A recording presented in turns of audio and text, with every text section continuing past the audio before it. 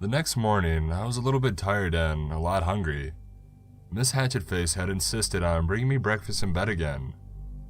When I stumbled downstairs to find that my living room had been demolished, Miss Robbins had set up a blackboard against the far wall and was drawing bizarre satanic symbols all over it with chalk, while Sarah sat at rapt attention in a desk that looked as if it had been stolen from her kindergarten.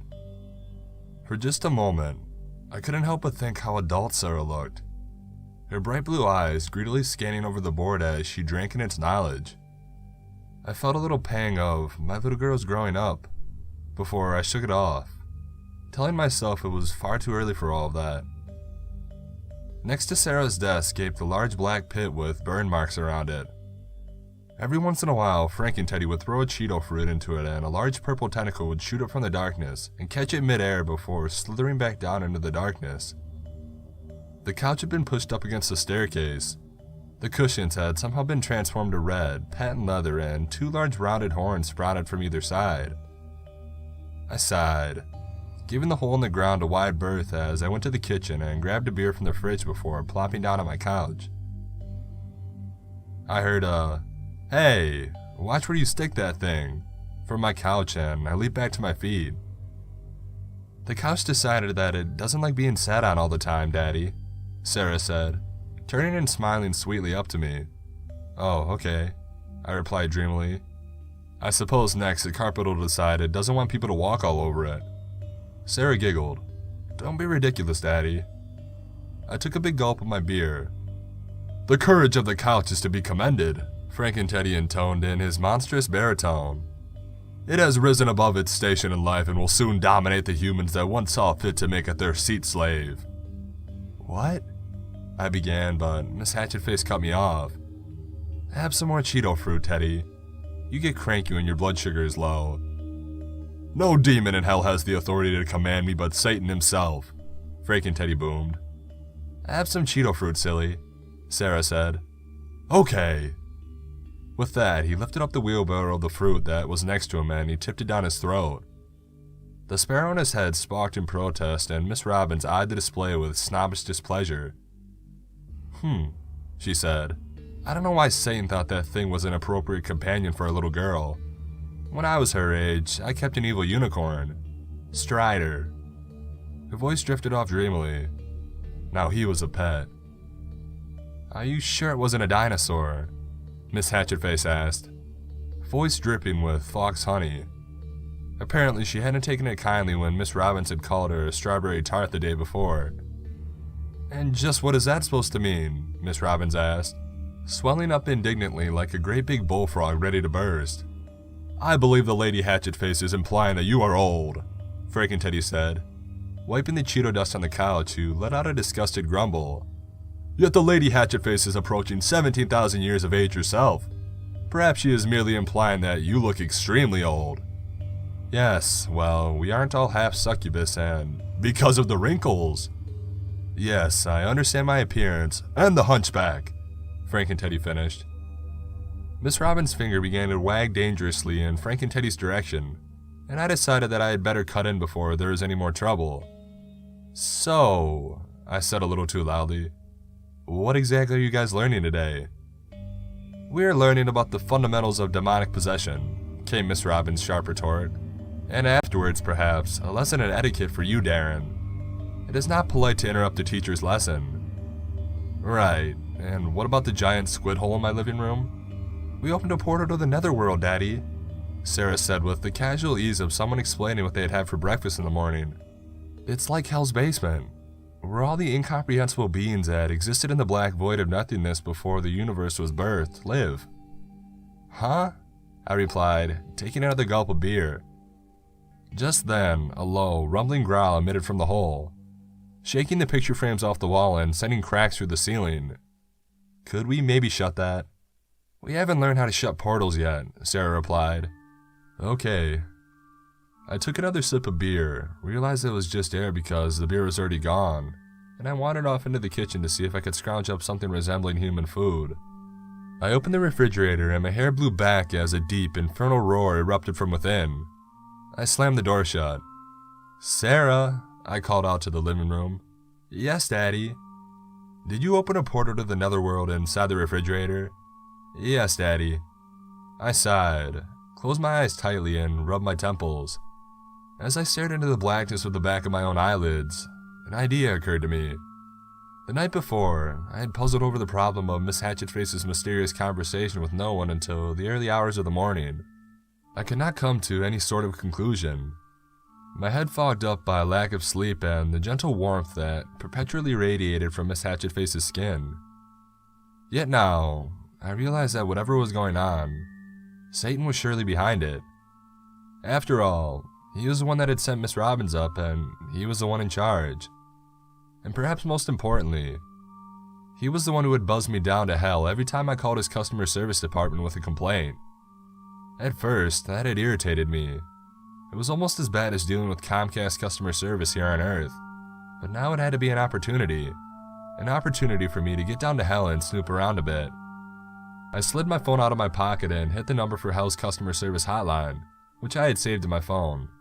It was picked up after one ring, and the familiar, pushy voice of the customer service representative answered. Welcome to Hell's customer service. How may I help you today? You know, that joke's getting pretty tired. You don't say. Why don't you come up with something better then? It seems like a lot of effort. The voice on the other end sighed and mumbled something about lazy writing. Is this Mr. Rogers again? She asked, her tone telling me that she already knew the answer. Yes, I wanted to talk about a portal to the netherworld. Please hold. The line clicked and I noted with some confusion that the hold music was Creed's Can You Take Me Higher? The line clicked again and Satan's enthusiastic voice answered. David, buddy. He almost yelled into the earpiece. What's shaking? It's Darren, I said. What's shaking is the gaping pit to the netherworld that Sarah had opened up in the middle of my living room. Oh, well, that's no good. Is Gary down there? Who is Gary? Gary is the giant octopus whose ink is the source of the universe's dark matter. Well, there is a giant octopus. Alright, well, I'll send someone to close the portal up right away. How does Tuesday work for you? Satan, it's Wednesday right now. I meant the Tuesday after the next.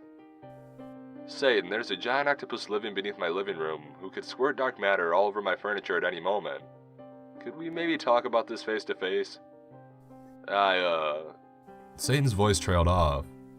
I'm a little busy right now, Darren. Don't worry, I'll send somebody up within a few months. What happened to Tuesday? No, you know what? Buzz me down. Okay, Satan said, but I'm not at the office. Where are... But my voice was drowned out by the roar of the black and purple fire that swallowed me whole, sucking me down to hell like human-flavored soda through a straw. I stumbled across the rusted red dirt and cracked volcanic stone as I landed in hell. Although just where in hell, I had no idea. It seemed to be some sort of construction site, where giant, purple-skinned behemoths crawled around girders made from the ancient, yellow bones of some even larger beast. I stood on a hill overlooking it all, and from my perspective, it seemed as if the demons were laying down a monumental pentagram, flat across an enormous expanse of blood-red sand. Torches stood at each of the 5 points, made from trees so tall and wide that they could have held up the earth itself. Inside each gap between the star and the circle were archaic-looking symbols. I could not explain why, but just looking at them filled me with a deep sense of dread. I looked up to see Satan standing beside me, eyes squinting tight as he surveyed the work, his 2 polished black horns poking through holes in a plastic yellow construction hat. Hey, Derek, he said, smiling down at me. What are you doing on the ground? I scrambled up to my feet and made a poor job of brushing the dirt off my trousers, and I looked at Satan. So, I trailed off. Not that the first part of my plan had actually worked. I realized that I hadn't really given any thought to what the next part was. What are you guys building? Oh, this, Satan grinned. It's a park. It's a park in the shape of a pentagram? Well, this is hell, Derek. A pentagram really fits the aesthetic. It's Darren, actually, I replied. What's Darren? Never mind. Okie dokie, Derek, Satan said. But as you can see, we're a little busy down here in hell, and I can't really afford to send anybody up right now to fix the portal in your living room. Why don't you just ask Mrs. Robbins to do it? Miss Robbins knows how to do it? I asked momentarily, forgetting I was on a fact-finding mission. Why didn't you just tell me that over the phone? Well, it seemed like you were in an awful hurry to get down here, Satan replied. I thought maybe you missed me. What? Is there anything else you need, Derek? He asked. As you can see, I'm a little busy here. All you're doing is watching other people work. You're damn right, Satan replied enthusiastically. I'm the boss down here, and the boss's job is to watch other people work and silently project the idea that they should be working harder. Anyway, I'll see you soon, Derek. You will? But Satan didn't respond. Instead, the familiar black and purple flames kicked up around me, and I once felt the sensation of being sucked up through a straw. I landed back in my kitchen, elbows and knees banging hard against the linoleum floor. I circled back out to my feet and saw that the portal in the living room had now been sealed. Gary the octopus was gone, though the burn marks on my carpet remained. Satan called while you were on your way up, Sarah explained. He told Miss Robbins to seal the hole up because you didn't like Gary. That wasn't a very nice thing to say, Daddy. But I didn't. A rumble vibrated from somewhere deep below the earth. I think you hurt Gary's feelings, Daddy, Sarah said. You should probably apologize. My fingers once again found my temples and I began massaging as I squeezed my eyes shut against the chaos of my living room. I had come no closer to finding out what Satan was up to, and I was beginning to wonder if there were any potential side effects from being repeatedly sent to hell and back. And I still hadn't eaten breakfast. My eyes had been shut for all of 10 seconds when I heard a loud bellow in my ears. You appear to be suffering from a headache. Perhaps I can assist you. Frank-N-Teddy was bent down, his face so close to mine that I could count the particles of Cheeto powder at the corners of his mouth. No thank you, Frank-N-Teddy. I'm just fine. Very well. I turned towards Miss Robbins. Listen, Miss Robbins, I began. I don't want to come downstairs to find any more portals to the nether in my living room. Nor do I want to come down to find a couch that talks and is suddenly useless to sit on. Miss Robbins swelled indignantly. My teaching methods are just fine if you're teaching in your own home, I cut her off. But as long as you're teaching here, not to mention staying in the guest bedroom, you're to follow the rules of my household. Which, and I can't believe I'm actually saying this, includes a no portals to the netherworld clause. Miss Robbins glowered at me like she was a frog and I was an agile fly who had danced out of the reach of her gaping mouth. Luckily, she must have decided that she was too offended for words because she simply stormed off upstairs, reptilian tail thwopping each step as she went up. You know, the couch said, cushions flapping up as if the three of them composed a giant mouth. You're useless to sit on too, but you don't hear me throwing that in your face. I believe that the Lady Robbins was wounded by your words, Frank-N-Teddy boomed, but I do not believe the wound was fatal. I sighed and wondered if it was safe trying to get another beer from the fridge. Sarah hadn't mentioned anything about the portal in the kitchen being closed, but I knew I had something else to do first. Sarah, I began wearily, I'm sorry I interrupted your lesson. It's okay, Daddy. Sarah grinned, her bright blue eyes shining with a child's carelessness. I was ready for a break anyway. Can I go upstairs and play Tea Party with Frank and Teddy? Of course, honey. Yay, Sarah squealed, streaming upstairs in a little girl-sized blur before pausing at the banister and shouting at Frank and Teddy. Come on, silly. Yes, Princess Sarah. I heard the stairs creak in protest as Frank and Teddy's immense frame rocketed up them. How's your head, Mr. Rogers? I heard Miss Hatchetface's kind voice at my elbow. It's okay, I replied. Are you sure? Maybe I can make you a snack and that would... No! I shouted out reflexively. Miss Hatchetface's eyes had widened in surprise. I just meant, My mind stalled as it searched for an excuse. I'll feel better once I get this mess cleaned up in the living room. Oh, okay, Miss Hatchetface said clearly. I'll help.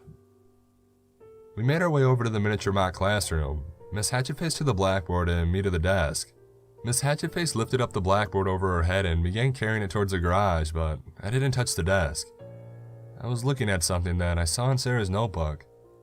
The page she had been taking notes on had been ripped out, but there was a familiar figure in the indentations of the next page. I took the pencil that she had carelessly left on the desk and I began to edge it lightly over the indentations in the paper. When I had finished, I was staring at something I had definitely seen before. That day, in fact. A large pentagram dominated the page. Little archaic symbols dotted between each gap between the stars and the outer circle. They were the exact same symbols as the Colossus that I had seen under construction in Hell. I don't know what Satan is planning, but I do know that whatever it is, Sarah is involved. I stared disbelievingly at the page I had torn off in my hand. The symbol was the same as the one I saw in Hell. There was no doubt about that. I heard a rustling from behind me and Miss Hatchetface's voice said, "Do you need any help with that, Miss Rogers?" I crumpled that paper in my fist and I quickly stuffed it in my pocket. "What was that?" Miss Hatchetface asked. "Oh, it was a cute drawing Sarah did in class," I lied. "That's lovely." Miss Hatchetface smiled, but the joy didn't quite touch her eyes. Resting there was something more akin to suspicion. "Well, I'll just get that desk for you then," she said, stepping around me and lifting the school desk as if it was nothing. I watched her carry the desk off to the garage and before sliding the paper out of my pocket once again. I pulled my cell phone camera to take a picture, then I stuffed the paper back in my pocket, resolving to get rid of the evidence that I'd been snooping later. As I was doing so, something else caught my eye. The remote of minor inconveniences was just laying carelessly discarded on the coffee table. I grabbed the little black rectangle with purple buttons and I stuffed that into my pocket as well. I stood there in the middle of the living room, waiting for Miss Hatchetface to return so that I would try my best to act natural, but she didn't come. Confused, I went back to the garage to investigate. I put my ear up to the door, but all I could hear was a faint murmuring. I edged the remote out of my pocket, scanning to see if there was something that might help me hear better. My eyes roved over the many buttons, taking in things like flaming burps, 2 left feet, and a hairy tongue, before finally settling on one button. A button I had seen Sarah use on Frankenteddy once before. Dumbo mode. I took a hard swallow of anticipation of what I knew the remote was going to do to me, pointed it at my head, and I pressed the button. Instantly, I felt a disturbing sensation as my ears became numb but not numb. Like someone with soft, gloved hands was pulling on them, but instead of hurting, the ears just expanded like silly putty. I felt in my left ear and I discovered that it was now roughly 2 times the size of my hand. I pressed it to the door. The indistinct murmurs had now become hushed whispers, quiet but clear enough for me to make out. "I kept telling you that we should have these conversations in Hell," came Miss Hatchetface's urgent whisper. I strained my giant ears, listening for another voice, but there was none. "I think he's starting to suspect something. I told you not to send that old woman." There was another gap in the conversation as Miss Hatchetface listened to whoever it was. Yes, I told you she's almost ready. I've never seen anyone learn magic so fast, so you must have been right about her. Just get the construction done on your end." There was another long silence and then the shuffling of feet coming towards the door. I darted back into the living room as quickly and as silently as I could, padding up the stairs as I fumbled with the remote of minor inconveniences, then I ran into the fuzzy brick wall. Scratch, that was just Frankenteddy. Time slowed as I began to fall backwards over the stairs, and I wondered if they'd be able to shrink my ears back down after I died from a broken neck. But I didn't die. Instead, an enormous furry paw reached out and grabbed me by the front of my shirt, yanking me roughly back up to my feet. As he pulled me to a stop, my giant ears wobbled ridiculously. "Pardon me, Lord Rogers." Frankenteddy's voice boomed at least twice as loud in my new giant ears. "It's okay really, I just need to get by so that I can—" "It seems that you have altered your appearance," Frankenteddy droned on, oblivious to my wincing at the monstrous cacophony of his voice. "A wise decision. Your nose looks much smaller compared to your new ears." "What's wrong with my nose?" "There is nothing wrong with it. It is glorious and noble, like my father's nose." "Oh well, that's... He was a Toucan Sam doll." "Right. Thanks, Frankenteddy." I heard a delicate throat clear and then I turned to see Miss Hatchetface standing at the foot of my stairs. "Oh my," she said. Her voice cracked and strained as if she was trying to hold back laughter. What happened to your ears, Mr. Rogers? I just got to fooling around with the remote, I said sheepishly. How do you reverse it? Just hit the previous channel button, she laughed. I pointed the remote at my head and did as she said. My ears shrunk down, but then I heard the sound of ripping fabric, and there was a new, peculiar sensation that I'd never felt before. It felt like... Miss Hatchetface? I said. Yes, Mr. Rogers. Do I have a pigtail? Yes, Mr. Rogers. How do I get rid of the tail? Hit the mute button. Thank you.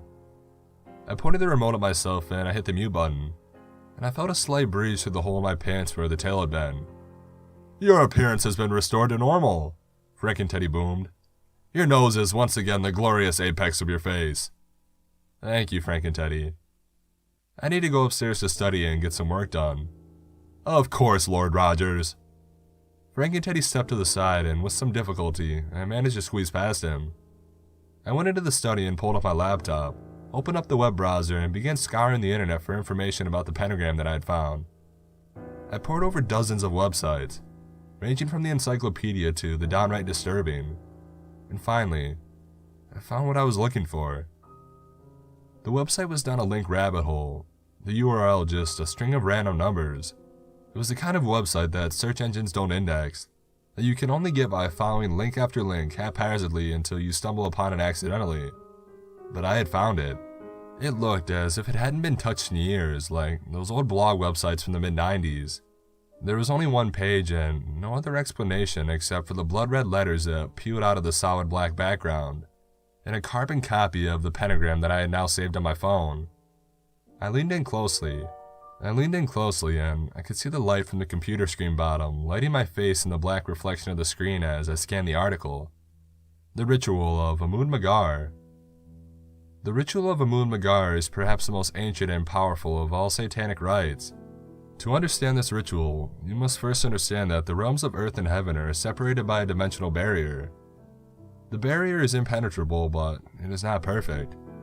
At certain places on earth, places where a great evil has occurred, there exist tiny cracks just large enough for the souls of those who perpetrated the evil to pass through.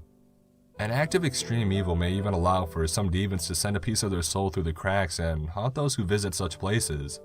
The Ritual of Amun Magar works to widen these cracks so that larger demonic souls may escape back to Earth's surface. And then, as I read the last paragraph, my mouth went dry. My tongue felt as if it had swelled up, cutting off my air supply. I heard a sudden ringing in my ears. This rite is only theoretical and has never been used, as it requires the Dark Lord Satan himself to perform it in hell. It is said that if the ritual is performed within concert with Satan's direct descendant on earth, the Dark Lord himself may return. And then I heard a voice from behind me. Hello, Darren.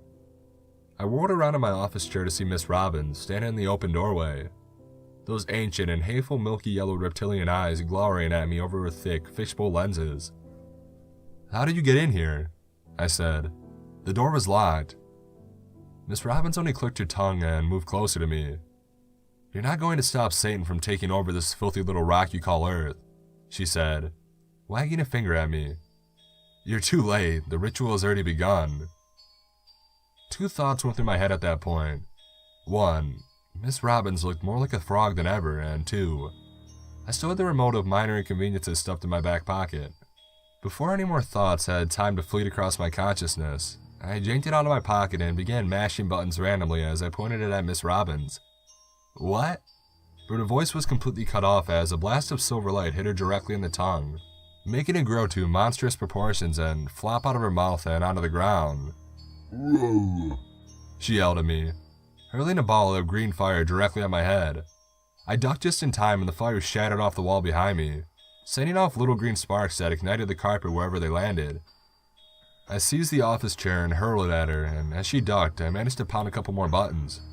The first blast missed and hit the wall, causing a huge patch of wavy purple hair to erupt through shattered pieces of drywall, but the second blast struck her right in the stomach, sending her toppling over backwards, covered in orange and silver feathers. She sprang back to her feet with surprising agility, heaving a black blob at me that I deflected into the wall with my laptop. I dropped the laptop when I realized that dozens of little oily hands had grown out of it and began reaching up to grab me. I hit her with one last blast of bright golden light and she burst into laughter. At first, I thought she was mocking me, until I looked down to see that I had hit the little purple button shaped like a hand that read "Tickle Fit" underneath. Triumphant and merciless, I marched towards her, mashing the volume button over and over again. Her laughter first became uproarious gales and then thunderous shrieks as I tormented her. Distracted by my task, I became aware of two things far too late. The first was that beneath the tempest shrieks of Miss Robin's laughter, my stairs were screaming in protest as heavy feet took them two at a time. And the second was that the bit of green fire that had dripped down from the ceiling of my study and landed directly onto my head, and in 2 seconds my hair would be entirely engulfed in flames. The culmination of those two events came at the exact same time. Frank and Teddy appeared in my doorway from downstairs and I felt the white-hot fire as it touched my scalp. "You are on fire!" Frank and Teddy boomed as he hurled the shrieking Miss Robbins and raced towards me. "Allow me to pat it out." "Frank and Teddy, no!" But my cry went unheeded and darkness enveloped me as Frank and Teddy's monstrous paw came crashing out of my head. I awoke in my own bed, the faces of my demonic family and Sarah staring down at me. I noted with pleasure that Miss Robbins and Satan were both absent among them. I reached up to feel my scalp and I breathed a sigh of relief when I felt hair there. That relief was fizzled out, however, when I saw that a few loose strands that came off my hand were wavy and purple. Miss Hatchetface's face wrinkled up in concern. "Are you okay, Mr. Rogers?" she asked. "Yeah," I said. "I'm okay now." "Well, that's good." A familiar voice said from behind me, "You gave us quite a scare there, Derek." I told him I head up to see Satan grinning down at me. "Oh no,"